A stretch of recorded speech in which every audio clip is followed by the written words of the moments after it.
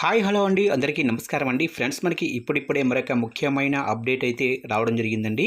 అదేమిటంటే 70 ఏళ్ళు పైబడిన వారందరికీ ప్రభుత్వం మరో గుడ్ న్యూస్ అంటూ అప్డేట్ అయితే వచ్చిందండి.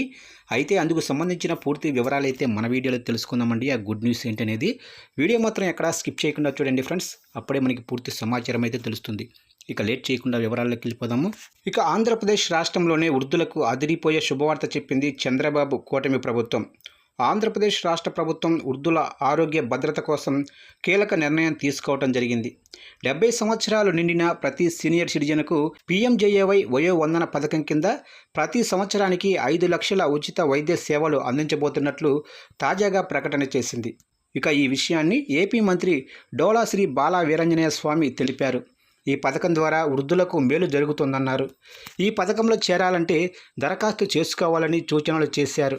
గ్రామ సచివాలయాలు, మీ సేవా కేంద్రాల ద్వారా ప్రజలు సులభంగా దరఖాస్తు చేసుకోవచ్చని స్పష్టం చేశారు.